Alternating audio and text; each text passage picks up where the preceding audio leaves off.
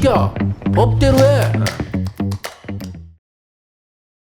변호사님, 오늘 우리가 다뤄볼 좀 내용은 이제 우리 사회가 좀 고령화되고 있잖아요, 계속. 네. 그러다 보니까 이제 뭐 황혼 로맨스 무시할 수가 없어요. 그쵸. 네. 그래서 이제 조금 이제 연세가 좀 있으신 분들, 노년기에 이제 접어드신 분들도 뭐 이제 혼인 생활을 새로운 분을 만나서 예, 그런 혼인 생활을 지속하거나 이런 것들이 이제는 좀 많을 수 있는데 이게 조금 젊은 세대가 어떤 그 반려자를 이렇게 만나는 상황과 나이 연세가 조금 있으신 분들이 이제 반려자를 만나는 상황은 조금 차이가 있는 것 같아요. 네. 예, 현실적으로, 실제적으로. 맞습니다. 그래서 그런 문제들을 조금 살펴보려고 해요.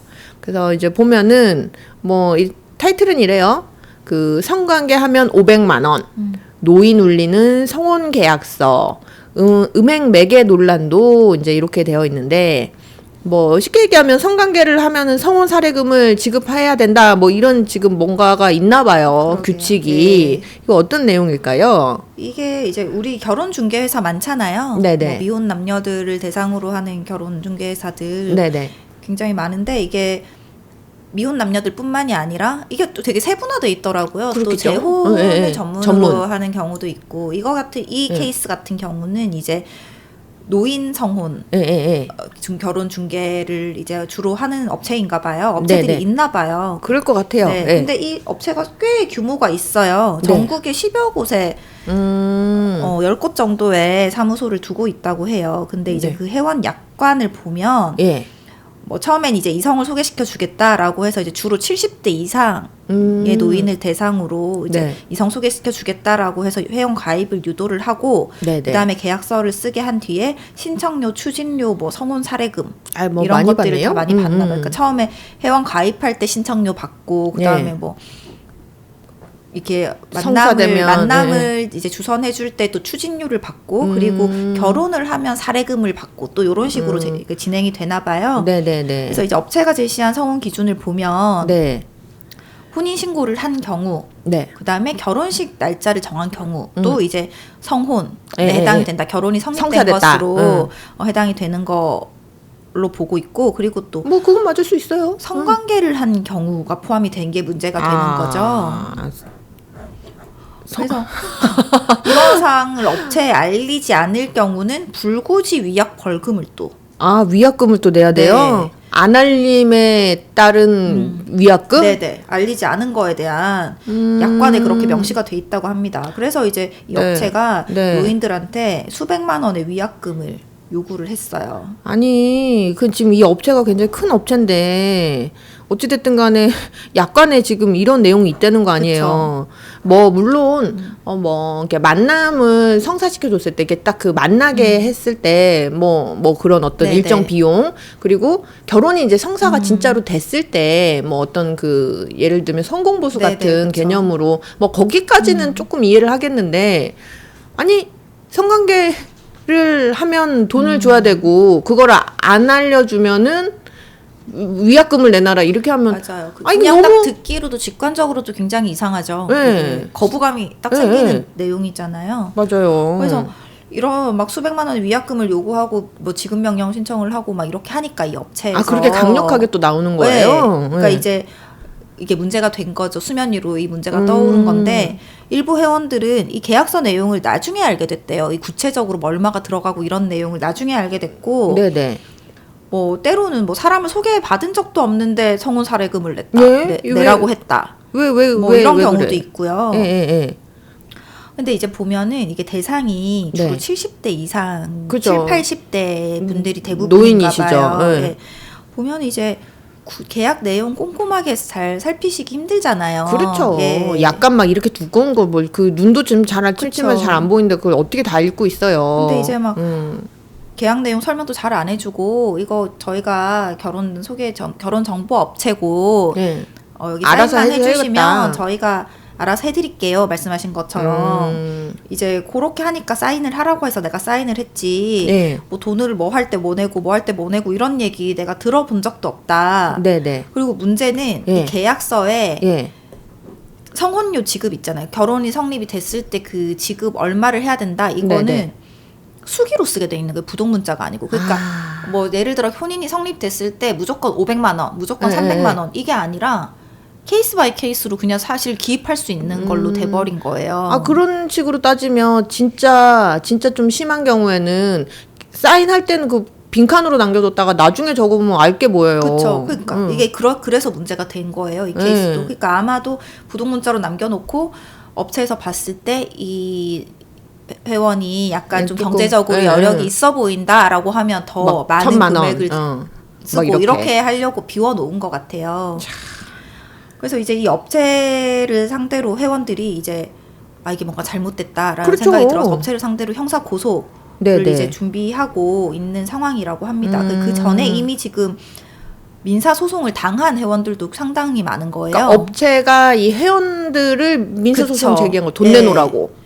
그래서 그 중에 한 사람이 이제 70대 서울 거주하는 A 씨인데 회원 가입에 이제 사인만 했고 신청료, 추진료 이런 거 납부한 적이 없대요. 아예. 네네. 근데 업체로부터 갑자기 1,000만 원 손해배상 청구 약정금 소송 청구를 당했대요.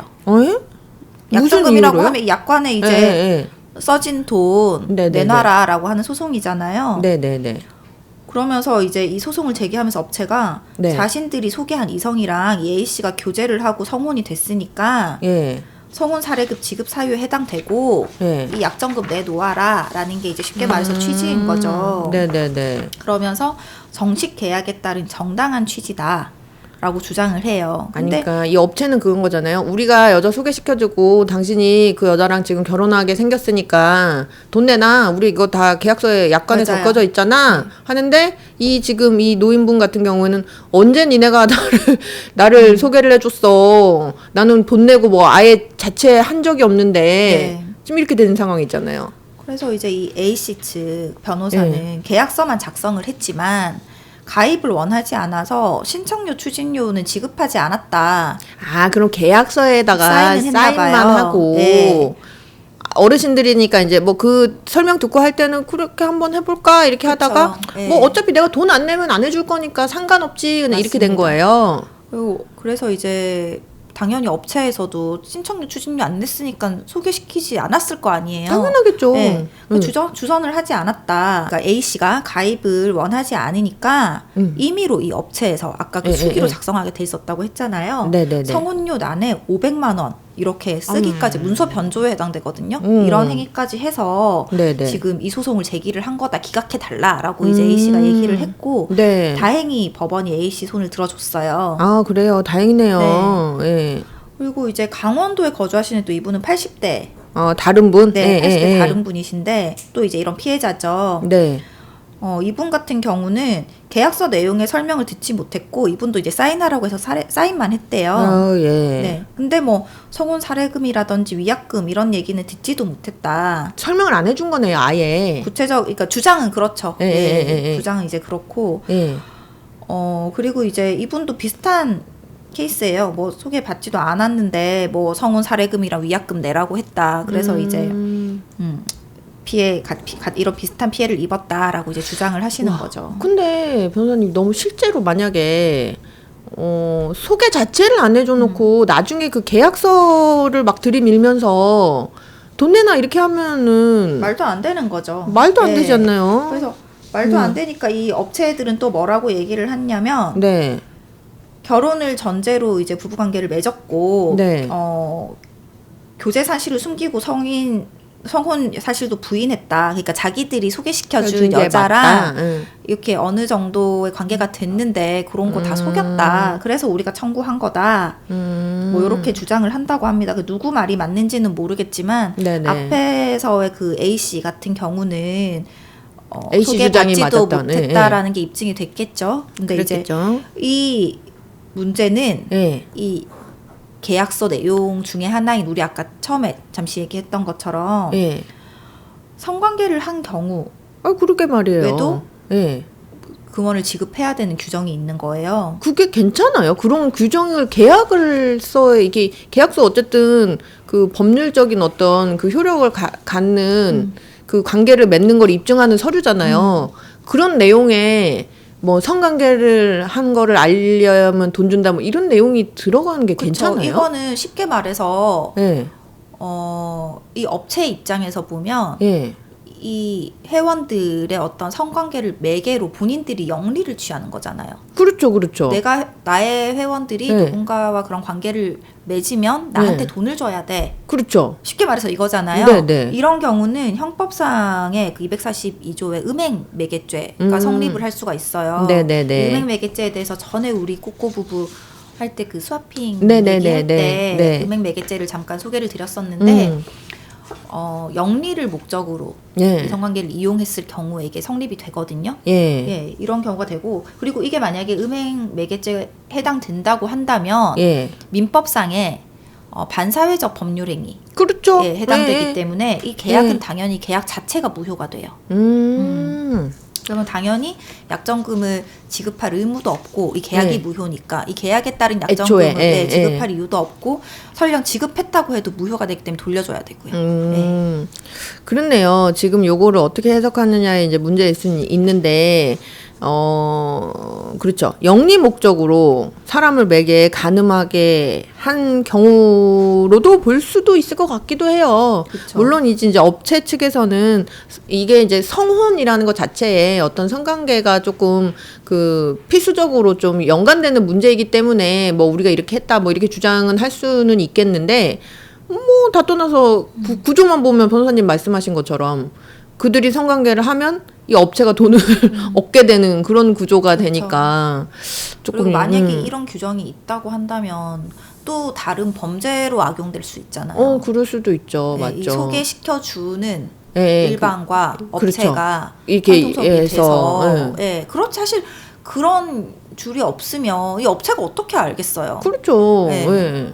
그렇죠. 그렇기 때문에 아유, 충분히 이건 참. 범죄로도 악용될 수 있는 가능성이 많고 이 타깃이 대부분 70대 이상 쉽게 말해서 이제 그러니까요. 속이기 쉬운 타깃이잖아요. 맞아요. 어떤 계약상에서 약자의 지위를 가질 수밖에 없는 대상들을 상대로 사업을 벌이면서 이런 그러게 말이에요. 범죄 행위와 유사한 거의 뭐 눈 뜨고 사실 이게 코백하는 말이 거죠. 민사지 음행 매개죄 범죄 행위잖아요. 예. 이런 계약 조건을 걸고 글쎄 말이에요. 영리를 취하려고 하는 건 문제가 있죠.